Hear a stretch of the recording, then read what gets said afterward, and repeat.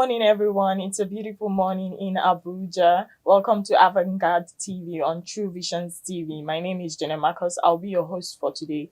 And I have my very wonderful guest in the house who is a building management engineer. He's a very hardworking young man. His name is Mr. Henry AGITA. Welcome, sir. Thank you very much. It's a So how are pleasure you doing? I'm fine. I'm doing great. We're very happy to have you here. Thank you Welcome very to our much. show. You're welcome. Well, we'd like to ask you, during our interaction with you, our first interaction with you, prior to the interview, we noticed that you're a very positive person. You have a very positive energy. There's no dull moment with you. So I was wondering, how do you manage to get so cheerful, even with the situation we have on ground, the challenges we face in our country today? And one thing, it has to do with parental upbringing. You understand? Yeah. And when you are brought up with a parent that's always hardworking and all that, you keep up to that pace. Because I came out from a family that, as in anything that has to do with not giving up. We are not this kind of giving up people. You understand? We work hard to ensure that we get what we are looking for. The most important thing is for you to see the light at the end of the dark tunnel. So when you get there, when you see the light at the end of the dark tunnel, it all depends on you. What do you want to do with the light? Are you going to shine it to the people to see? Or you want to keep it to yourself? So it is very important. So that is why we've been succeeding in the pyramid. We don't give up. We follow up with everything that we want to do. And coupled with the situation in this country, and you don't need to give up. You don't need to give up. That is it. So are you listening, guys? Don't give up. Don't you ever give up. Yeah. Coming from Mr. Henry AGITA. Okay, let's go into your upbringing. Okay. So how has this impacted in your general development as a person? Yeah, my upbringing was not that too good. I came from the slump, you understand? And I came from a very big family where you have a father that have maybe more than one wife or thereabout and all that. And your mother is just there for you people. And my mother has been there for us. My mother has been really there for us. He has taught us not to give up because he wants us to be the best among the best. And he wants us to push very well.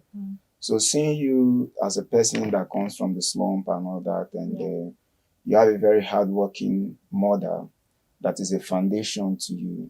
Because my mother is my foundation. You understand? He's my foundation.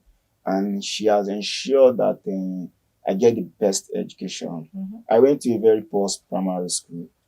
And when I finished my primary school, and my mother told me, which school would you like to attend? The secondary school. Every of my friends are going to various schools thereabout. I told him there's one beautiful school there. Then when we are growing up, we used to have this lower class, middle class, and the upper class there. So I told my mom that I want to go to that school there close to the villa. He said, how? He said, I cannot afford it. I said, Mommy, that is the school I want to go to. Because I want to be in between. I cannot live in this slump and begin to stay in this slump. I won't get there forever. He said, okay, let's give it a shot. And she looked for a way through one of my cousins, and she got me admitted into the school. And then it was not easy with her.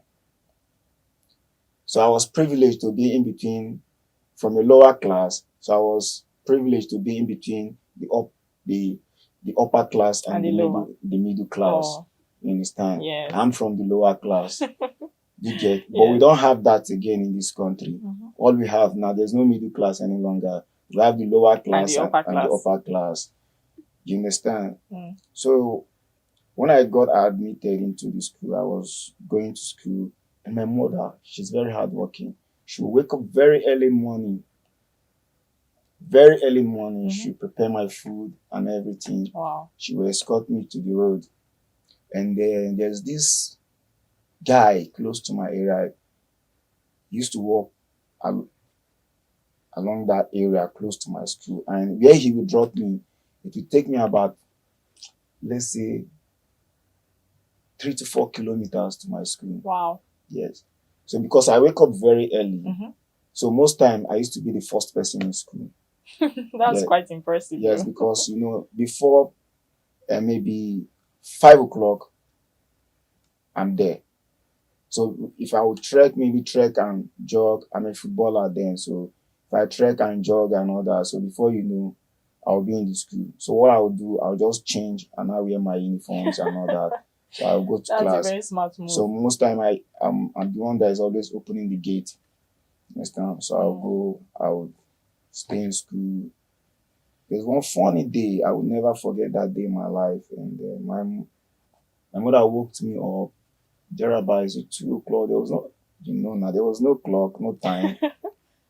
So she took me to the road to go and enter the normal, usual guy that is taking me to school now. So when I got there, it was around 3 o'clock in the night. I was standing there I didn't know the time, but let's say close to an hour. I was there on that road, and then I saw somebody coming. It was my mother. I looked at her. I was, wow. Mom's what's up? See, no, please come back. It's not yet time. You have to go back. Come back. So I followed her home. So she said I should go and sleep. I should not worry. When there's time, that she will wake me. Before I knew it, she has gone to market. So that day I didn't go to school. I was because I had to sleep over. Oh, okay. So when I wake up, it was 7 o'clock. And the vehicle has left around that kind 4:30 to 5. So there was no way I could go to school that very day. So that was it. And I've never forgot that experience. It was a serious experience. And if it's in this present situation with the security challenge, I would have been immersed. And so much thank God today that she has tried. I was privileged to go to a very nice secondary school. And then I was privileged to go to a federal university, courtesy of my mother. Yeah, she's always there. She's always there. I'm very proud of her. Yeah. She's my foundation. Every hard work, everything I do today, I give her, after God, I give her the glory. Because she's been there, and she's always there, and she's still there. She'll always be there. And she told me something one day. I was amazed.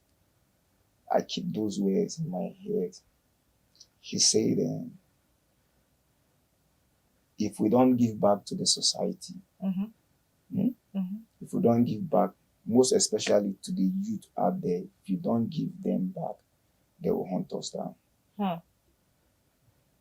That's a very wise word. So when you have try and impact, not as in maybe monetary, you understand? But when you begin to give people money, they begin to come and ask for more. Yes. But what is it that is in you that you can give them? There is very important. Guys, I hope everybody is listening to this. Let's learn from this. So, well, thank you, Mommy, for making Henry who he is today. Sure. So, going into your business, what you do. Well, we visited your office while we're trying to get like an interview with you. So we saw how you were able to manage your little space. Like your space management was something very, very impressive.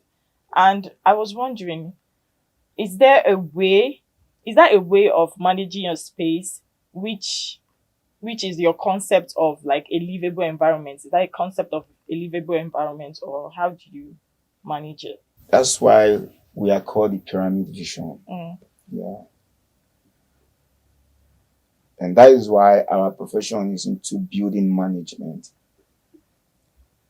And coming from a particular area to where I am today, I've been taught a lot of things. Most time I make reference to my mother. You manage the little you have. If you cannot manage the little you have, and when you have much more, you can't manage it. And when you're talking of space management, that is the vision of the pyramid. Wow. So the pyramid concept of space management is one of our goals, to ensure that you can manage a space for your client so that the kind of interiors that he wants to fit into those space, Yeah. we give him a very beautiful home that he can go to work every day and come back and say, I'm going to my home. A lot of people don't go to their home or their houses because the kind of interior that they have in their house is not welcoming. It's not comfortable for them. So what we do in the pyramid vision is to ensure that we manage space so that we can have other space for others. That's really good. Sure. A lot of us that come from this slum, we grow in the slum and all that. It is difficult sometimes to take our best friends to our home. But living in the slum does not mean you cannot manage the little space you have in the slum and make it a home. Yes. And that's the vision of the pyramid. We want to change the narrative. We want to ensure that space are properly managed so that every individual, every citizen in this country can be carried along. That is only way everybody will get satisfaction. But if you don't carry them along, we'll have issues. And managing that space becomes a problem. So that's the concept. The concept of the pyramid is to come in, manage your space for you, and make it a home. Yes. Yeah. All right. Thank you very much. Okay, guys, we'll be going on a quick break. We'll be right back after the break. Thank you.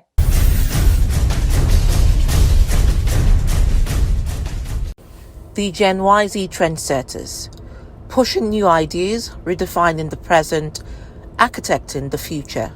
They are radical, innovative, unconventional, disruptive yet focused. They cut across gender, creed or cradle, and are found in every sphere of life, every field of human endeavor.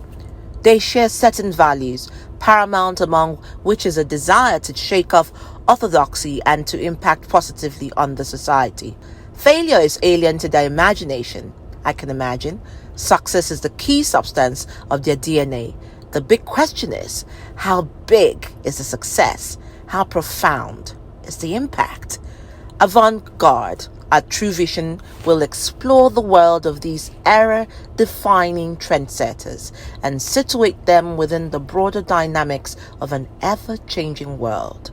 Welcome to what promises to be an exciting excursion into what can be considered as the mind of the future. Welcome back, everyone. We're still in the studio with our guest, Mr. Henry Agita. Well, give us your idea of an ideal home from a real estate perspective. A home is what everybody wants. Every individual wants a good home, a decent home, a nice home. It's not just good food, but good where to stay, your home, place to stay. And for you to have an ideal home, it depends. Sometimes it depends on the structure of a particular environment. Okay. Yes. And sometimes it depends on the location. And most importantly, with the present security challenge, it depends how much security that is in place. Sure. It is very, very important. Yes, there are a lot of nice houses, nice homes, but the location matters. The security and the structure is very important. But an ideal home is that kind of house or maybe a home that should be a kind of one thing you need to consider an ideal home is the ventilation of the home. Is it very airy? As in, how is the house built? Does air comes in and goes out? Is it very, very comfortable? The interior in the building, the interior and the exterior, is it very okay? And sometimes you see some homes today, you see that we have a lot of problem with estates. The plumbing challenge. Plumbing? Yes. Oh, okay. And before you know it, you build a house today, there's no good material used for the plumbing and all that. Before you know, the face of the house has been defeated and all that. You understand? So that causes like breakage in the house? Breakage in the house. Oh, Before okay. you know, you have a house that can last for maybe 20 to 30 years. Oh. Before 10 years, it's down and all that. So those are the things you need to consider. An ideal home, you need to consider the plumbing. Understand? The material usage. What kind of material did they use in the house? From concept to actualization. From the foundation to finish. Very important. Very important. And another thing again, space. You have a comfortable space for your dining. Okay. Yes, we have our bedroom and all that, our parlor. But sometimes our dining is very important. But why do you say so though? Yes. Because if you don't have a very good dining, why do you work every day? It's to eat. That's true. And you want to sit down in the comfort of your home, in your dining, to eat good food. And that's why you cook in your kitchen. Yes. And another thing again, you need to have a very enough space in your kitchen so that you can go around. It is very important. Because a lot happens there. A lot of things happen there. Forget the parlor. Sometimes we just come and sit down in the parlor and work. The parlor, if you have kids in the house, are for the kids. Yes. Sometimes your kid doesn't want to go to the dining. They want to sit down in the parlor and eat. That's fine. Make it comfortable for them. But your dining, if you are married, for instance, that is where your wife come and meet you and discuss one or two things. And you've not done this, you've not done that. True, definitely. Yeah. And most times you go to the kitchen and meet your wife and tell him, honey, what are we eating today? Blah, blah, this. You get? Yes. So the kitchen and the dining need to be very, very comfortable. Okay. And the interior, the way you design your dining matters a lot. Because when you're sitting in a very beautiful, nice dining, as you are eating, the food is just going. Yes, now. You digest it very well. Very well. So you want to eat in the dining table. But when you don't have a very good dining, it becomes a problem. Yeah. Another thing you need to consider is the ceiling of the building. Most ceilings are not up to maybe 9 feet, some 8. But the proper height of a ceiling should be there about 10 to 12 feet. 10 to 12. 10 to 12 feet. So if it's lesser than 10 to 12? No, it's not an ideal ceiling. Oh, okay. 10 to 12. So those are the things you look out for. It is very, very important. That's good. So those are these things you need to consider in an ideal home. Okay, so we know that the Pyramid Vision is one of like the biggest real estate firm, and a lot of people work with you guys. So just take us through about your history and the works you have done so far, and just relate it to the works that you have successfully done. Yes, the pyramid has a lot of partners in terms of building management, architectural design, interior and exterior finishing, Okay. most importantly, network infrastructure. And for you to achieve this purpose or complete some of this project, you need to work along with some expatriates.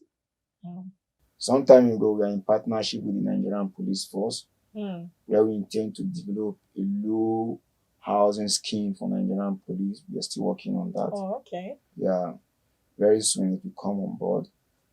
And so far, we've done a lot of job. We are able to install solar system and security surveillance in National Agricultural Seed Council. And we are still working there. And hopefully, we'll get that job completed before the end in 3 months' time. So we're able to do a lot of job. But in our country, it's difficult for you to get those big jobs out there. Yeah. But most time, with our partners out there, we're able to do a lot of job. And we have achieved success in all our job. Most of our job, we like doing our job, finish it and go and sleep. Yes. We use quality materials, high-end materials, so that you don't have your client calling you every day to come and do repair. Yes, very important. So one thing with us, we give you value for your budget. So when we want to do a job for you, we tell you this is the cost implication, and this is the kind of material we want to use. A proper breakdown. Yes. So it now depends on you. If you want to go ahead. If you say you want to use those cheap material out there, we won't do the job. Oh. Yeah, no matter how it will cost us, we won't do the job. Because our vision at the pyramid is to give Nigerians the best. To work. To get quality products. Use good material. Providing service to people is not about making money. It's all about making people comfortable. And it's all about trust. When I provide service to you now, you trust me for providing service to you. If I'm selling you bottled water now, I'm a producer of bottled water. If you are buying my bottled water every day, it's because of what? The trust and the quality. Yes. Good quality materials. This is very important. And perfect finishing. That's what we're doing. All right. Thank you very much. Well, briefly, we would like to, since your company has to deal with solving housing issues, and in Nigeria, we have a lot of houses collapse. We hear a lot of the news around. I think one happened in Gwarimpa yesterday, that a building went down. So what do you think is the solution to this? And how can we help reduce the rate at which buildings are collapsing, especially in Lagos, to be precise?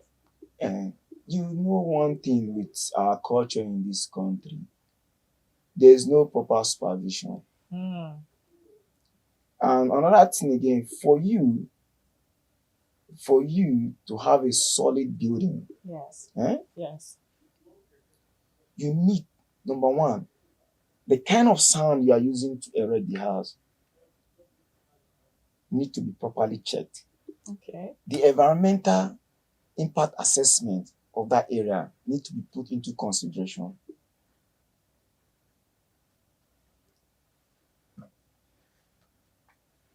If you go to Dubai today, how many buildings collapse in Dubai? They have a very high scrapers and all that. Yes. And if you go to New York today, they built some houses on the sea and all that. And they're still standing. So what is the foundation level? Who is supervising this project? We have a lot of government agents out there that are meant to do this work, but they are not there. They are relaxed. It's not even relaxed. They used to go. Before you start a building now, the next thing you see this red danger pens on your building. Yes. They'll come and inform you. Do you know what that thing means? Come and settle us. Hmm. Yes.